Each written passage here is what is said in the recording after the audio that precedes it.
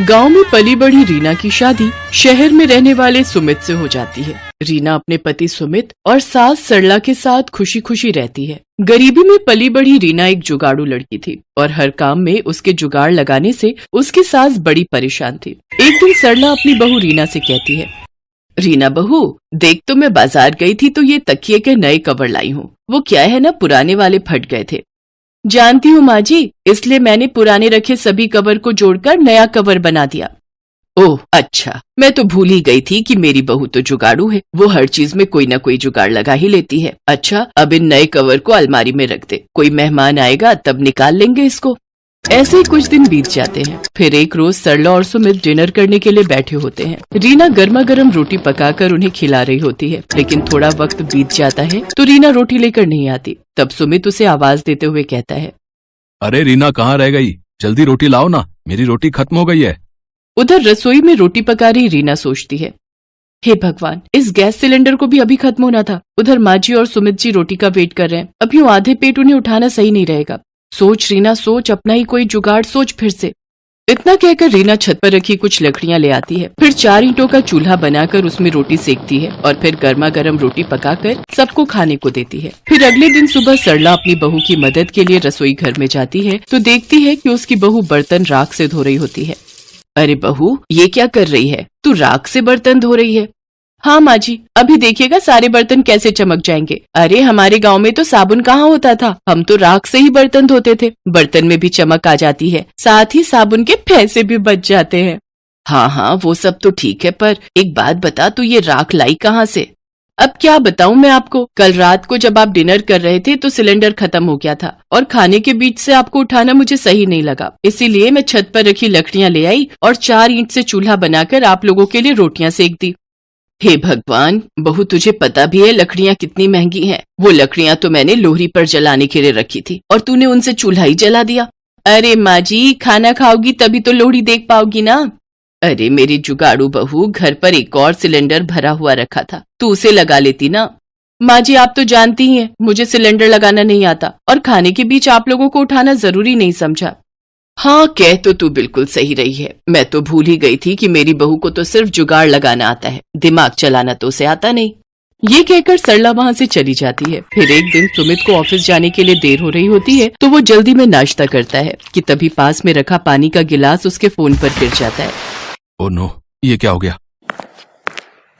क्या हुआ सुमित जी? मेरे फोन में पानी चला गया है और अब ये 1 हफ्ते के लिए बंद हो जाएगा। मेरी तो इम्पोर्टेंट मीटिंग्स थी, साथ ही मुझे अपने क्लाइंट्स को कॉल भी करना था। कुछ समझ में नहीं आ रहा है कि क्या करूं। आप चिंता मत कीजिए, मैं आपका फोन 1 दिन में ठीक कर दूंगी, तब तक आप मेरा फोन इस्तेमाल कर लीजिए। क्यों, तुम क्या 1 दिन में कोई जादू करने वाली हो क्या? अच्छा मुझे देर हो रही है, तुम जल्दी अपना फोन दो, मैं उसमें अपनी सिम लगा लेता हूँ।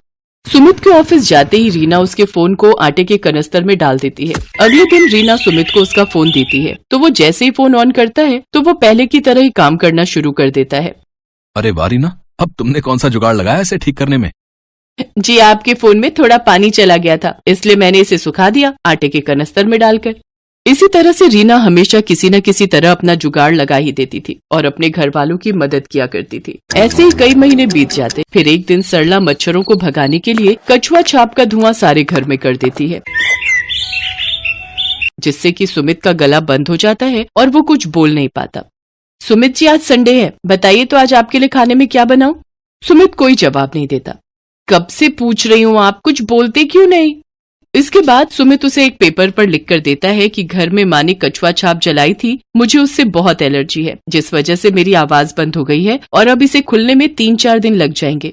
क्या 3-4 दिन? आप देखिए मैं आपका गला 1 दिन के अंदर ही कैसे ठीक कर देती हूँ। मैं अभी आपके लिए काढ़ा बना कर लाती हूँ, उसे आप दिन में 2 से 3 बार पियेंगे ना तो जल्दी से ठीक हो जाएंगे। ये कहकर रीना किचन में काढ़ा बनाने चली जाती है। दूसरी तरफ सरला को याद आ जाता है कि उसके बेटे को तो इस धुएं से एलर्जी है। हे राम, आज मेरे बेटे को मेरी भूल की वजह से काढ़ा पीना पड़ेगा।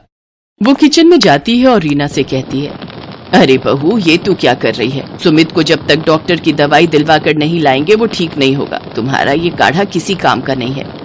माँ जी ये काढ़ा बहुत ही कमाल की चीज है, आप बस मुझे 1 दिन का वक्त दो। अगर 1 दिन में इनकी आवाज वापस नहीं आती तो फिर हम इन्हें डॉक्टर के पास ले जाएंगे। सरला के लाख समझाने के बावजूद भी रीना उसकी एक नहीं सुनती और अपने पति को दिन में 2-3 बार काढ़ा बनाकर पिलाती है। अगली सुबह जब सुमित सोकर उठता है तो उसकी आवाज वापस आ चुकी होती है। अरे वाह, क्या कमाल है रीना तुम्हारे जुगाड़ में। इतनी जल्दी तो मैं डॉक्टर की दवाई से भी ठीक नहीं हो पाता जितनी जल्दी इस काढ़े से हो गया। देखा माँ, तुमने रीना के जुगाड़ का कमाल। हाँ हाँ बेटा, तू सही कह रहा है। तेरी आवाज तो पहले की तरह ही ठीक हो गई। मानना पड़ेगा बहू के जुगाड़ को। ये इस बार भी काम आ ही गया। अब तो मुझे बहू के जुगाड़ पर पूरा भरोसा हो गया है। ये हमें हमेशा सही फल ही देता है। तो मान गए ना आप लोग मेरे जुगाड़ को कि ये कोई नुकसान नहीं देता और हमेशा सही वक्त पर काम आता है। हाँ हाँ मेरी जुगाड़ू बहू। ये कहते ही सभी जोर जोर से हंसने लगते हैं।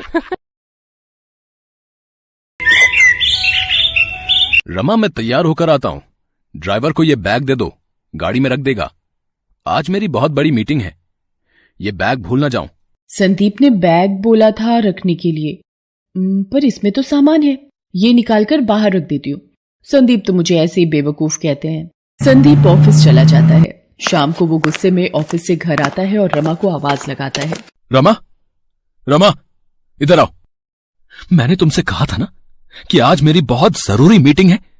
मेरा बैग ड्राइवर को दे दो, वो गाड़ी में रख देगा। तुमने ड्राइवर को खाली बैग दे दिया। मेरी सारी फाइलें कहाँ हैं? आपने बोला था कि बैग गाड़ी में रखवा दो। आपने फाइलें बोला होता तभी तो रखवाती। बेकार में मुझे डांटते रहते हो। बहू आई अम्मा जी, मैं जा रही हूँ, मुझे अम्मा जी बुला रही हैं।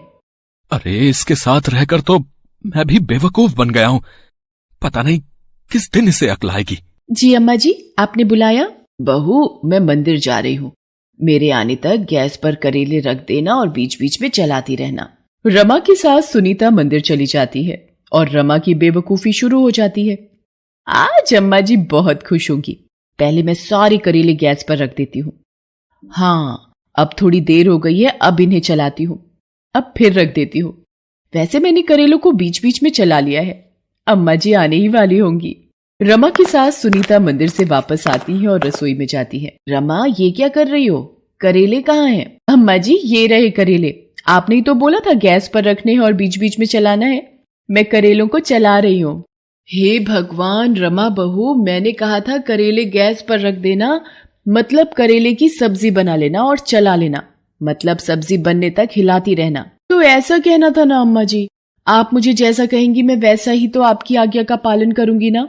सुनीता और संदीप एक दूसरे की शक्ल देखने लगते हैं और गुस्से को पी लेते हैं। एक दिन तो रमा की बेवकूफी ने हद पार कर दी।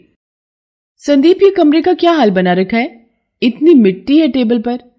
अरे ये लैपटॉप, सारा दिन संदीप इस पर काम करते हैं। कितना गंदा हो रहा है ये, क्यों ना इसको अच्छे से धो दूं। रमा लैपटॉप को सर्फ के पानी में डुबोकर धो देती है और कपड़े सूखने वाली रस्सी पर टांग देती है। तभी संदीप आ जाता है। रमा, अरे रमा ये क्या किया तुमने? मेरा लैपटॉप। हाँ इस पर बहुत धूल मिट्टी हो रही थी, मैंने सोचा इसको अच्छे से धोकर सुखा देती हूँ। मैंने सही किया ना? रमा तुम सचमुच सचमुच तुम बेवकूफ पत्नी हो। मेरा दिमाग खराब था जो तुमसे शादी की मैंने। रमा बहू तुम में जरा भी समझ है?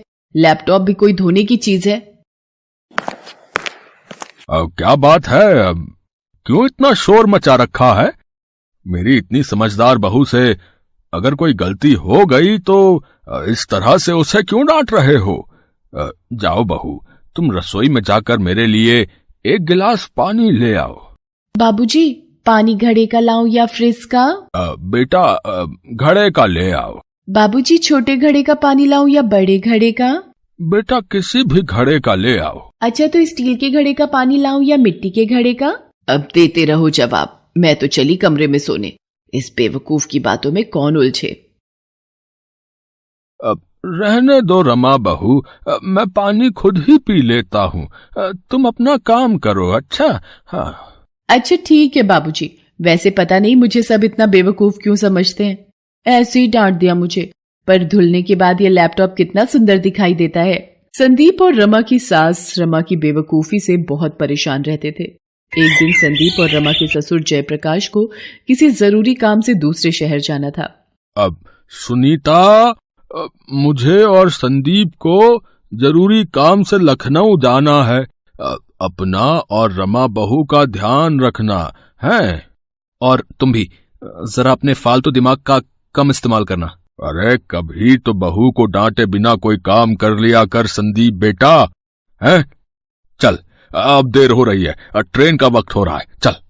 संदीप और जयप्रकाश लखनऊ चले जाते हैं। दोपहर के वक्त रमा अपनी पड़ोसन सुधा के साथ बात कर रही थी। अब क्या करूं सुधा, तू ही बता, कितना ध्यान रखती हूँ सबका, फिर भी संदीप और माँ जी मुझे बेवकूफ ही समझते हैं। वो तो तू है ही। क्या कहा? नहीं नहीं नहीं, कुछ नहीं। मेरे पास एक इलाज है जिससे तेरी सास और पति तेरे से खुश हो जाएंगे। मैंने भी यही अपनाया था। बहुत चमत्कारी नुस्खा है। क्या क्या नुस्खा है सुधा, जल्दी बता। सुधा रमा की बेवकूफी का फायदा उठाकर उसे एक बेवकूफी से भरा नुस्खा बता देती है। ये नुस्खा तेरे बहुत काम आएगा। वैसे तुझे पता है रमा, पिछली गली में कल रात एक घर में चोरी हो गई। चोर छत के दरवाजे से घर में घुस आए थे। क्या? छत के दरवाजे से? मुझे याद आया, हमारी भी तो छत का दरवाजा खुला रहता है, उसकी कुंडी खराब है। चलो अच्छा है चोरों को ये बात पता नहीं चली। अच्छा अब मैं जाती हूँ। रमा को छत के दरवाजे के बारे में बात करते हुए वही चोर सुन लेते हैं। वो बड़े शातिर चोर थे और उसी गली के आसपास ऐसे लोगों के घर की खबर रखते थे जिनके घर चोरी की जा सकती थी। इशारे से दोनों चोर बात करते हैं कि रात में इसी घर में चोरी करेंगे और उस वक्त वहां से चले जाते हैं। रमा घर के भीतर आ जाती है रात के वक्त। चल भाई जल्दी से चोरी कर लेते हैं, छत का दरवाजा खुला हुआ है। लगता है दोनों सास बहू घर में अकेली हैं, कोई आदमी घर में नहीं है, तो चोरी करना और भी आसान हो जाएगा है? दोनों चोर चोरी करने ही वाले थे कि तभी रमा की सास की आवाज सुन लेते हैं और सीढ़ियों पर ही रुक जाते हैं। ओ रमा बहू, ये क्या कर रही हो? पूरे घर में मिर्चों का धुआं कर दिया। ये मिर्ची क्यों जला रही है? हे भगवान, मार दिया रे। अम्मा जी ये नुस्खा है, ये आप अभी नहीं समझोगे। पहले इन मिर्चों के धुओं को घर घर के कोने में फैल जाने दीजिए। रमा मिर्चों का धुआं फैलाती हुई छत की सीढ़ियों के पास भी जाती है, जिसकी महक से दोनों चोर तेज तेज खांसने और छींकने लगते हैं। उनका बुरा हाल होने लगता है। अरे कोई बचाओ, इस पूरे घर में मिर्च है। ये कैसा घर है भाई? अरे भाग लो यहाँ से यार। ये किसके खांसने की आवाज आ रही है? रमा बहू ये तो चोर है। चोर चोर, जल्दी आओ, बहू दरवाजा खोलो, हमारे घर में चोर घुस आए हैं। अरे मेरी अम्मा, हमें जाने दे, हम तो बुरे फंसे जो तेरे घर में आ गए थे चोरी करने। रमा बहू जरा वो सामने रखा डंडा लाना, इन चोरों की तो आज खैर नहीं। रमा और सुनीता दोनों चोरों को पीटने लगती हैं। इतनी देर में मोहल्ले के लोग भी आ जाते हैं और चोरों को पकड़ लेते हैं। ये तो वही चोर है जिन्होंने पिछली गली में कल रात को चोरी की थी। मारो इनको, पकड़ो, पुलिस के हवाले करो, मारो। दोनों चोरों को मोहल्ले के लोग पुलिस के हवाले कर देते हैं। रमा बहू तुमने तो कमाल कर दिया, वाकई में तुम बहुत अच्छी बहू हो। सुधा इधर आ, मुझे लगता है तेरा नुस्खा काम आ गया। अम्मा जी मेरे से पहली बार इतने अच्छे से बात कर रही हैं। मिर्ची वाला नुस्खा अपना असर दिखा रहा है और उन्होंने मुझे अच्छी बहू भी कहा, नहीं तो हमेशा बेवकूफ बहू ही कहती हैं। सुधा अपना सा मुंह लेकर रह जाती है क्योंकि रमा की बेवकूफी भरे नुस्खे ने सच में उस दिन कमाल कर दिया। जयप्रकाश और संदीप जब वापस लौटते हैं उन्हें भी सारी बात पता चलती है और वो भी हंस हंस कर लोटपोट हो जाते हैं। रमा को अब भी यही लग रहा था कि ये शायद नुस्खे का कमाल है। संदीप की बेवकूफ पत्नी उस दिन सबके दिलों में अपने लिए प्यार ले आती है।